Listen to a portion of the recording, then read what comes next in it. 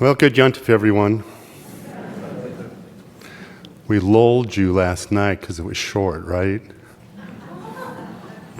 Well, it's a little bit long, but I thank you for your patience. 40 years in the rabbinate have given me quite a perspective into the arc of Jewish history and the changes in Jewish practice and culture. When I was ordained in 1984, there was a question that was abuzz. Will your grandchildren be Jewish? It was all the rage. They were predicting the future. The intermarriage rate, which in the early 1960s was 5%, had slowly but surely begun to rise until 1984, it was 40%. And today's rate of non-Orthodox Jews, it's 70%. We have seen substantial change, and we have survived. And we have found that when a family commits itself to Judaism, we are actually stronger.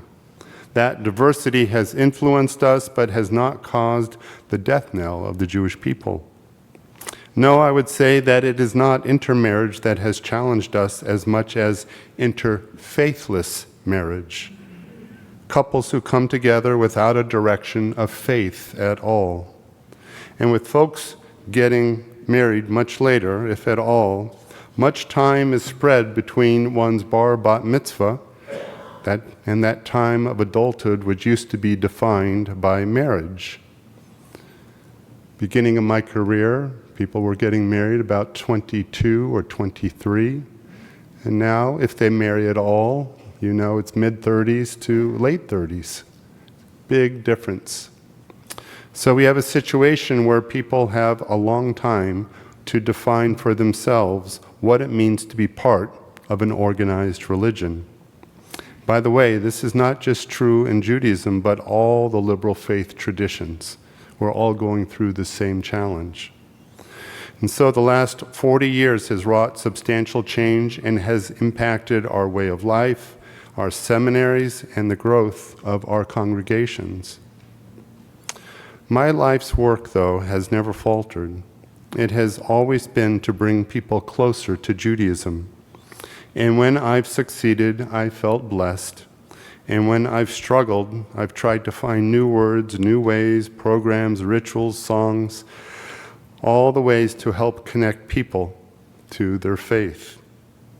These days, when people say to me, I don't need organized religion, Rabbi, I usually say, don't worry, I'm very disorganized. That usually gets a chuckle, maybe opens the door for a real conversation. And then comes, I don't need a temple to be Jewish. I'm spiritual. I'm spiritual. It's a common refrain, isn't it? Many could be practicing Judaism, but instead they say they're spiritual beings and don't need anything organized. They say, isn't it enough that I'm a good person? You know, that's a tough one. But don't all religions teach us to be good people at its core? If we were all good, wouldn't the world be a bit better? But the devil, pardon the expression, is in the details. In letting go of the details, we lose what makes our faith unique and give ourselves and our children permission not to practice. As we become more assimilated and stepped away from Jewish practice, we've grabbed hold of the notion that it's values that we must maintain. That's enough, the values. And maybe for some families, it is enough. But I suspect that in those families that have good, strong Jewish values, there probably is a grandparent lurking somewhere to make sure that the practice is not forgotten. But what about the next generation and the next? I was struck by a recent article in the Jerusalem Post by Zach Bodner, who makes a compelling case for our community to engage in self-reflection. We've taught our children Rabbi Hillel's famous words, "If I am not for myself, who will be for me? If I am only for myself, what am I? If not now, when?" But too often our children leapfrog past the first part, jumping straight to, "If I am only for myself, what am I?" In other words, we've taught them to care for others, but not to care for their own Jewish family. We've failed them by not teaching them to say proudly, "The Jews have a purpose, to be a light unto the nations, to lead in repairing our broken world, and that starts with being our brother's keepers." In the best case scenario, we've been too humble to proclaim our purpose. In the worst case scenario, we've been too apologetic, even ashamed of our exceptionalism. We've overcompensated, hoping that self-criticism would make us more likable, perhaps, to the non-Jewish world. But in doing so, we've made a mistake. By failing to instill a deep pride in their connection to Am Yisrael, we've encouraged some in the next generation to stand with those who advocate for Israel's destruction. It's one thing to criticize the actions of the Israeli government. Show me one Israeli who doesn't do that. But it's another thing entirely to call for the end of the Jewish state and the lives of 8 million Jews who live there. A recent American Jewish Committee study, The State of Anti-Semitism in America 2023, found that nearly a third of young Jews don't think saying Israel has no right to exist is anti-Semitic. A third. So where did we go right and where did we go wrong? For many Jews, pride feels like an empty indulgence. Who can think of pride when there's so much to fix, so much to be ashamed of? This cold, conditional mindset has been deadly to the health of American Judaism. Its deadliness, however, has been well camouflaged as it comes under the guise of that noble Jewish value, self-criticism. Self-criticism is indeed noble, but when it becomes a reflexive dogma, it can suffocate the bonds that are essential to the lifeblood of a community or a relationship. Think of the love of a parent for a child. It's unconditional. A child might make mistakes, but that doesn't stop a parent from expressing unconditional love. That unconditional aspect is crucial to the health of the relationship. Jews who instinctively express pride fall into that category. Yes, there are things that Jews do, that Israel does, or that Jews do that we may not like, and we will express our rebukes. But none of that should stop us from expressing Jewish pride. That pride is not rooted in the transient winds of the moment, but in the timeless echoes of the past. I'm a proud Jew, not because of something Israel did yesterday or because of a Jewish organization's recent achievement. I'm proud because I belong to an extraordinary people with a tradition that has sustained us for thousands of years. I am a proud Jew, and I make no bones about it. I have every confirmation student write an expression of faith. I am a Jew because. And those collection of essays they share with each other and they share with their parents at consecration, and we collect them, and that is in that binder, because I consider those expressions to be holy in and of themselves. For if a Jew does not know from whence they came or why they are part of a people, they are without a compass, without a guide, without a direction. And we know where that leads us, nowhere. Expressing unconditional pride is being Jewish. especially in today's world where Jews are sometimes labeled as the ultimate example of so-called privilege, isn't always seen as cool. It's often considered more fashionable to be a Jew who criticizes other Jews or the Jewish state whenever it stumbles. And this reflexive habit of turning on one's own people ends up not just stifling pride, but spreading shame. And when self-criticism expresses the tough without the love, shame takes root, not pride. And so we must ask, is it any wonder we've turned off so many young Jews? When they look around, they see much of the world criticizing Jews in Israel, and they see many Jews doing the same. Chronic critics often claim their pride and their freedom and duty to criticize, seeing it as central to their Jewish identity. But often this critical eye doesn't extend to their political affiliations. That would be too much. Add in the fear of anti-Semitism, political divisions, and communal anxieties, and it's clear that Jewish pride isn't exactly thriving. When pride is seen as conditional, what's left to be proud of? Now, it's naive to think education alone is a magic solution. We don't need a Jewish day school education to feel pride in belonging to an amazing people with an incredible story. What we need most is to see other Jews around us expressing their pride and their identity, whether it's considered cool or not. Pride is the immune system that makes the collective Jewish body function better, allowing us to absorb and deliver self-criticism without harmful effects. Walking through life as a proud Jew is the ultimate antidote to fear and disconnection. But often Jewish institutions have leaned into fear because it's easier than to build pride. Fear is not sustainable as a rallying cry. Jewish leaders who are serious about keeping the Jewish flame alive for the long term need to pivot to pride as their next movement. We have the innovators and creativity in our community to make Jewish pride a more powerful, meaningful force.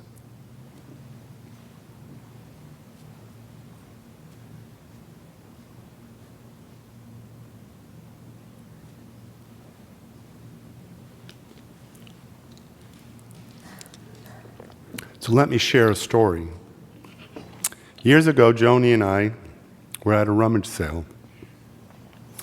And it was something we liked to do in the early years. Never knew what you would find. You look around, you find someone else's treasure, discards as your treasure. And there, lo and behold, what did we find? A Torah at a rummage sale. A Torah. Now, it wasn't a kosher Torah, but still, it clearly meant something to someone. I asked the people, do you know what that is? And they said, it was Grandma's. She died. We don't need it anymore. You don't need it anymore? Well, how much do you want for it? Well, mister, how about $5? $5. Tradition, faith, values, all for the low, low price of $5. Sadly, I managed to rescue that Torah, but not the Jew. Years later, I'd like to think that maybe I've changed. And maybe I could have invited that person for a cup of coffee, a bagel and schmear, something, so that I could rescue both the Torah and the Jew. This year, we've seen a sharp rise in anti-Semitism. The ADL says incidents are up 388% since October 7th. Universities like Columbia, Penn, Harvard, and even UNLV have seen more harassment and threats against Jewish students. Just look outside. We now have a guard every day that there are people in this building, sometimes two. It's a reminder of the threats we face. But Judaism isn't just about reacting to hate, it's about celebrating who we are proudly and visibly. Imagine a conversation between a young man named Jacob and his father, David. And Jacob says, "Dad, I'm spiritual. I'm a good person. Why do I need all these rituals?" And his dad says, "Jacob, it's not just about being good. It's about being connected. Our rituals, our community, they're the threads that weave us together. Without them, we're just a collection of good people, not a people with a purpose." Jacob nods, but his dad can see the doubt. You know, son, if we stop gathering for Shabbat, if we stop celebrating our holy days, one day you might have children who have no idea where they come from. A Torah in a garage sale. The other day I came across an astonishing statistic. Listen to this. It's a little complicated, but just listen. To be born a Jew today, you have needed 2 parents, 4 grandparents, 8 great-grandparents, 16 second-great-grandparents, 32 third-great-grandparents, 64 fourth-great-grandparents, 128 fifth-great-grandparents, 256 sixth-great-grandparents, 512 seventh-great-grandparents, 1,024 eighth-great-grandparents, 2,048 ninth-great-grandparents. For you to be born today, a Jew from 12 previous generations, you needed a total of 4,094 ancestors. And that's just over the last 400 years. I'm not good enough at math to make it 3,500 years. That's how many Jews came together over the century to study, to learn, to practice, to say that my compass leads me through life with Jewish values and Jewish practice, and I give that to you. Judaism cannot exist without Jews, and Jews cannot exist without Jewish pride. Post-Holocaust Jewry learned 2 big lessons. First is the power of oi. The power of oi. It's tough to be a Jew. They tried to kill us. The Holocaust. They'll do it again. Anti-Semitism, be afraid, be very afraid. Philosopher Emil Fackenheim talked about a 614th commandment to not give Hitler a posthumous victory. This means living proudly as Jews, continuing to pass on our tradition. Now, in my case, thank God for Jewish summer camp.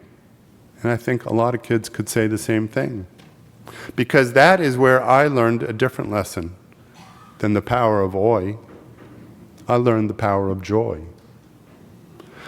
As threatening as anti-Semitism is, and that's a whole nother sermon that I've delivered many times, we won't survive, nor will we raise Jews who find Judaism relevant unless they feel that it brings joy, happiness, and fulfillment.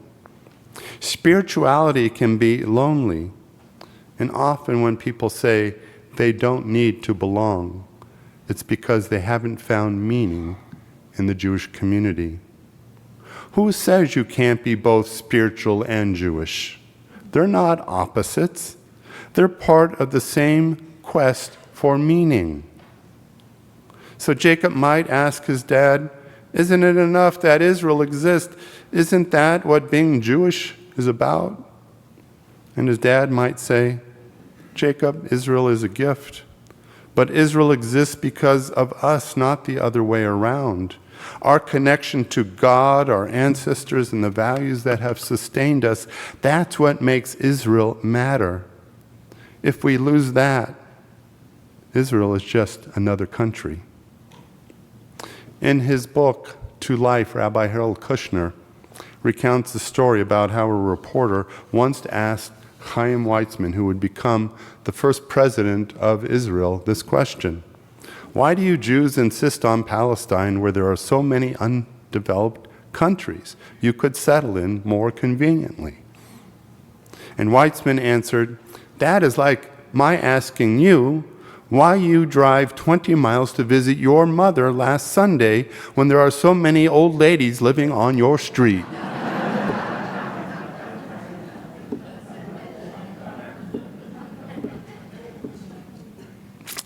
We love Israel not because it is perfect, but because it is ours.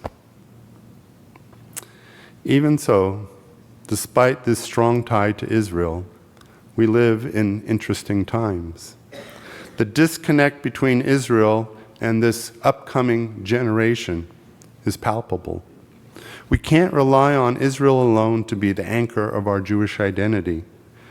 Yes, Israel is a miracle, but our connection to Judaism must come first. When Israel does things we disagree with, it can't be the only thread holding our Jewishness together. It's our faith that protects Israel, not the other way around. Israel needs a strong, committed diaspora Jewry, a Jewry that doesn't hide from anti-Semitism, that doesn't run from organized religion, that doesn't run from itself. We need a diaspora Jewry that stands tall, that finds pride not just in cultural attachments, but in a living, breathing faith. We have to stop expecting our teens and young adults to defend Israel if they first don't know how to stand up for themselves as Jews. Only when our children see themselves as part of something bigger will they truly appreciate what it means to be Jewish. Jewish pride isn't about perfection, it's about belonging to something extraordinary. We have to teach our children and our children's children that being Jewish isn't just about defending against anti-Semitism. It is not just about the oi. It is and must be and has to be about the joy, about living proudly, joyfully, and with purpose. At the same time, we need to be confident enough to create safe places where this younger generation, these college kids, these kids in their 20s and early 30s, where they can disagree. For us, the older generation, our point of reference when it comes to Israel is the Six-Day War, the Yom Kippur War, and sadly many other battles over the years. And with each battle, it twists our kishkis like this last year has. And for us, it strengthens our tie to Israel. Our worry is a bond that extends from here to there. But for this generation, not all, of course, but for many, it's not the case. The interpretation of what is going on, the reach to Israel, to the heart, it is not there in the same way it has been for generations prior. Is it okay to criticize Israel? We should tell our kids, yes. 700,000 Israelis do it every single weekend. That's not the issue. We shouldn't be afraid of criticism. We should not worry. We should worry instead that these concerns that our young people have, that they're not anchored to something strong enough to ensure their connection holds. When I sat down to write this sermon, I thought about saying, it's not enough to be a good person, it's more important to be a good Jew. My reasoning was that most people would argue that being a good person is good enough. But really it just means that a person is not a criminal. Judaism teaches us that we must actively seek to change the world. That goodness doesn't just happen by happenstance. It requires us to do something. It requires us to look at the world as imperfect and find some way, no matter how small, to make a difference. And when we do that, through the lens of our faith, that is a Jewish act. However you define it, but define it you must. And so I thought, it's not just that I want us to be good people. We all need more mensches in the world. But that doesn't speak to the uniqueness of the Jewish mission. And it's not just about being good Jews, because, again, good could mean many things. I challenge all of us to be better Jews. Just be a better Jew. Whoever you are today, tomorrow, be a little bit more, a little bit prouder, a little bit more Jewish. You know, when people come to me to study Judaism and I guide them on this path, and that is one of my highest honors, I tell them, you need to do Jewish. I said, you like cooking? Learn to bake. You love history? Read Jewish history. You like movies? Watch movies with a Jewish theme. Whatever it is, start to see it through the lens of your faith. And when you do that, you will be creating Jewish memories that will be impressed upon your neshama, your soul. Someone coming to learn about Judaism is like a newborn babe. But someone who has a bar bat mitzvah and is told, you did your part, it's enough, they become a newborn babe all over again. We cannot let that happen. Between that moment and the many moments that are yet to come, we have to be able to say, put on our glasses and see the world in a way that we are not only good people, good Jews, but we are better Jews today than we were yesterday. None of us is perfect, God knows. I'm not.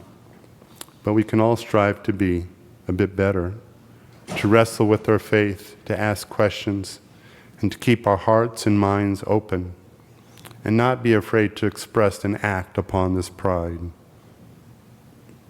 I leave you with this story. A teenager came up to me a few months ago. The war in Gaza was getting tougher and tougher. The sadness of October 7th was still palpable, and anti-Semitism was on the rise. But she said to me, Rabbi, look at this. And I looked, and around her neck was a Star of David. My parents asked me what I wanted for my bat mitzvah, and I told them I wanted a Jewish star. And I just thought I'd ask, aren't you afraid of getting bullied? Aren't you afraid to wear the star at this time? You read about it in the press, we talk about it in religious school. And she said, no. In fact, I am proud. I am proud to be a Jew. What more could I ask for? What more can we hope for from one generation to the next? Good Gentiv.